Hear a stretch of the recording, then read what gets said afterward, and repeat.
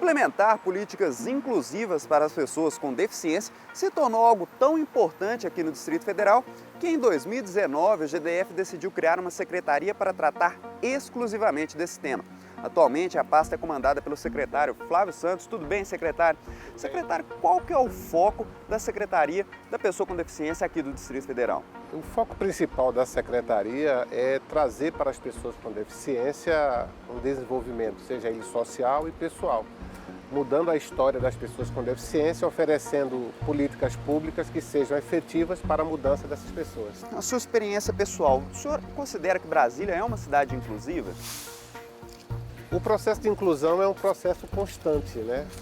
Ele nunca deixa de existir e a gente acredita que Brasília, dentro de uma visão ideológica, ela é naturalmente uma cidade inclusiva, sim, trazendo acessibilidade por geograficamente ser uma cidade plana e dentro de uma cultura que é estabelecida principalmente pelo governo que hoje criou a Secretaria, já mostra uma intenção de fazer com que as pessoas com deficiência tenham mais inclusão e mais participação social.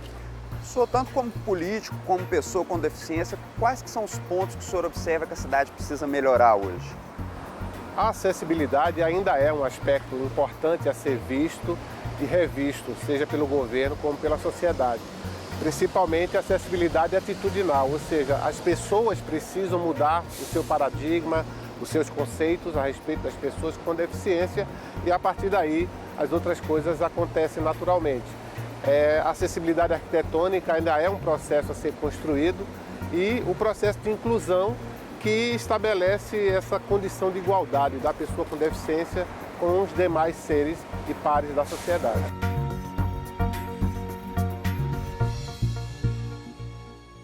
O parlamentar é representante do povo. É papel deles garantir que cada segmento da sociedade tenha voz no debate político. Na Câmara Legislativa, um distrital se destaca pela defesa dos direitos das pessoas com deficiência. É o deputado Yolando que transformou a causa em sua principal bandeira. Tudo bem, deputado? Deputado, antes de mais nada, eu acho interessante o senhor explicar como que o senhor ingressou nessa luta. Então, Luiz Felipe, a história é bastante interessante. A minha história, eu tenho ela como exemplo para muitas outras pessoas. Eu sou militar de carreira da Força Aérea, mas fui vítima de um acidente de motocicleta, me deslocando ali do quartel da Força Aérea, ali no Lago Sul, para minha casa em Braslândia.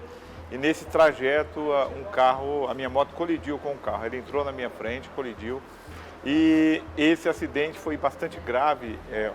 Estourou todos os ossos do braço, né, as falanges, do rádio, deu hemorragia interna, quebrou o fêmur e atingiu a medula óssea, paralisando toda a movimentação do meu braço, lesão do plexo braquial completo. E eu fiquei por 6 meses internado, graças a Deus sobrevivi, mas fiquei com a sequela. Meu braço teve essa lesão permanente, já tem mais de 30 anos, e com isso eu fui iniciar minha vida como uma pessoa com deficiência. Foi algo muito difícil, escrever, para comer, eu era destro, tive que aprender com a esquerda todos esses mecanismos, né, dirigir, digitar, enfim. Ou seja, esse evento transformador, né, o senhor percebeu a importância dessa pauta. A importância. Eu só pude saber o quanto uma pessoa com deficiência tem as suas necessidades quando eu tive uma deficiência, adquiri a deficiência e quando eu pude trabalhar diretamente com essa causa. Não é nada melhor do que sentir na própria pele. Sentir na própria pele, é o exemplo real da situação. A Câmara Legislativa teve papel central na criação da Secretaria da Pessoa com Deficiência do DF. O grande idealizador da pasta foi o deputado Yolando, que chegou a se licenciar de seu primeiro mandato como distrital para se tornar o primeiro nome a comandar a secretaria. O período à frente da pasta foi curto, apenas 40 dias. Ele acabou retornando à Câmara Legislativa para trabalhar pela aprovação de políticas afirmativas, entre elas o Estatuto da Pessoa com Deficiência, que reúne 22 normas que garantem uma série de direitos, como atendimento prioritário e integral à saúde, reserva de postos de trabalho em empresas e órgãos públicos e ações para assegurar a acessibilidade nos espaços públicos e privados. Brasília tem mudado muito com relação à questão da acessibilidade. Os prédios já estão sendo totalmente adequado, já há anos que vem sendo adequado com acessibilidade, para a pessoa com deficiência, com cadeira de roda, ou o próprio cego, aqui como nós estamos diante aqui temos aqui o guia de cego, então a gente tem também os intérpretes de Libras na maioria dos eventos que acontecem dentro do Distrito Federal, e a gente tem a maior via de calçadas do país aqui em Brasília para a mobilidade, para que a pessoa tenha total o ir e vir, né, que nós temos direito constitucional. O governo gradativamente está atendendo as demandas da comunidade e a gente tem um privilégio de dizer que a nossa capital ela está chegando a um nível de fazer com que todos os brasileiros ou todos os visitantes tenham nela total acessibilidade.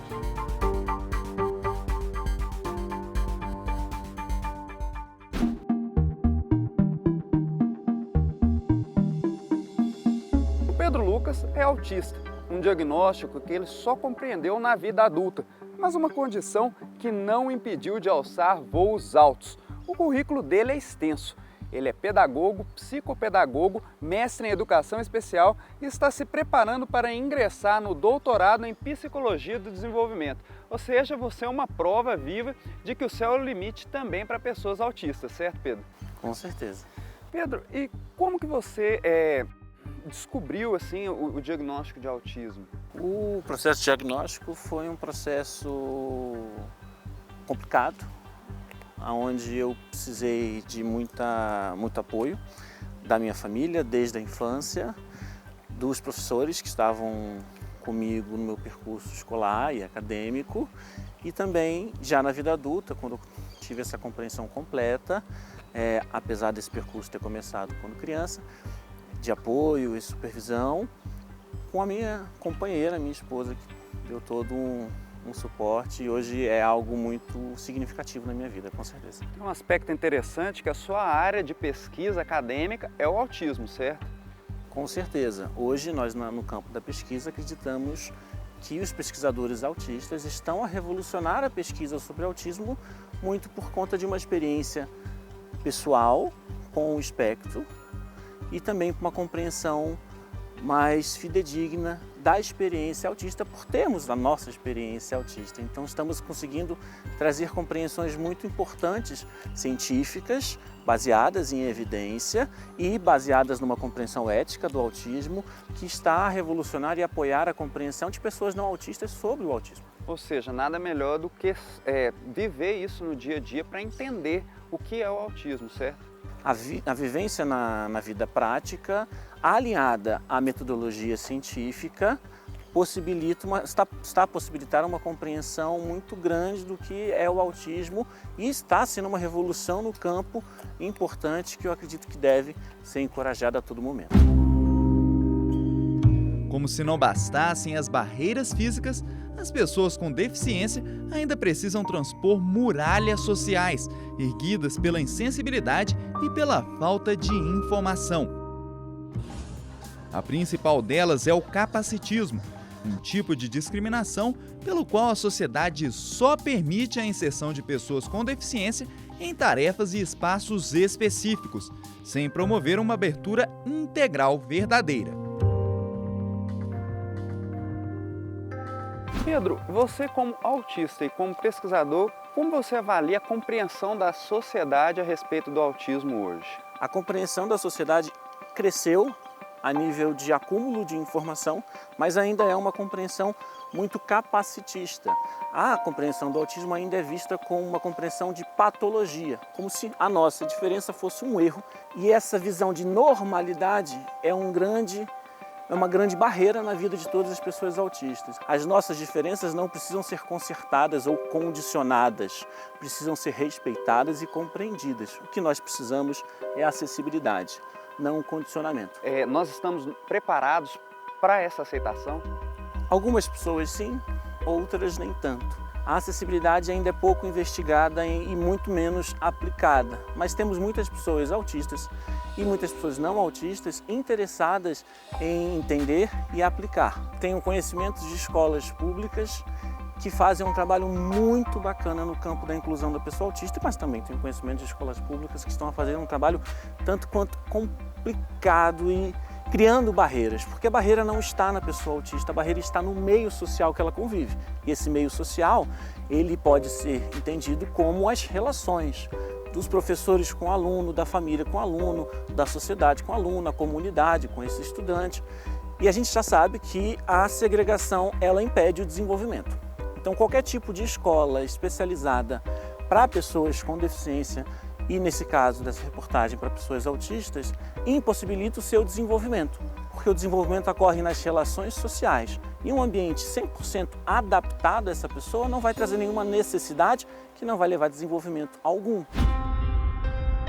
Uma das fronteiras que ainda precisam ser desbravadas é a do mercado de trabalho.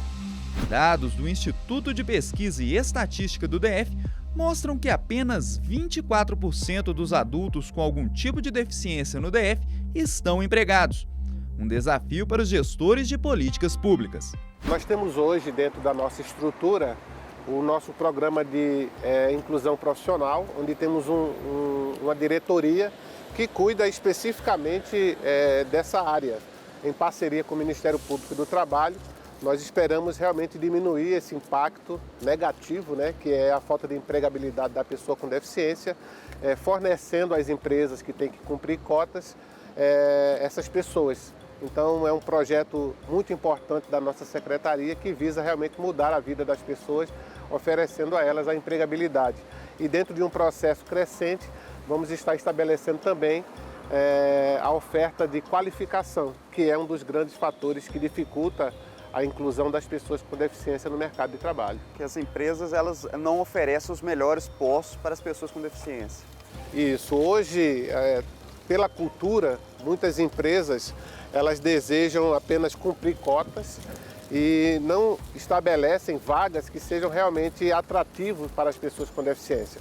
Então, com a qualificação, a gente espera diminuir esse impacto e fazer com que as pessoas com deficiência possam ter melhores empregos e melhores condições de trabalho. Quem é que não tem, às vezes, um parente, um amigo que não tem uma deficiência? Seja o autista, seja intelectual, visual, auditiva, físico mesmo. Alguém tem. E, geralmente, você pode se tornar também, não é? Eu, particularmente, foi um exemplo exatamente disso. Me tornei, aos quase 20 anos de idade, uma pessoa com deficiência. Não tinha nenhuma perspectiva, não sabia que isso ia acontecer, não tinha nenhuma noção que era ter uma deficiência ou lidar com uma pessoa com deficiência. Mas quando eu tive a deficiência, eu pude ver o quanto que nós precisamos nos arranjar, nos adequar.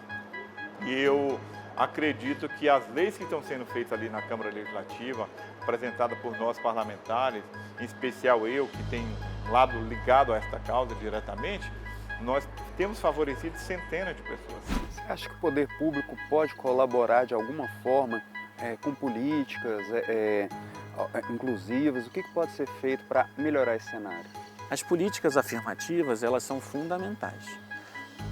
Não somente no acesso, mas também na permanência, tanto no colégio quanto nas universidades, mas também no mercado de trabalho.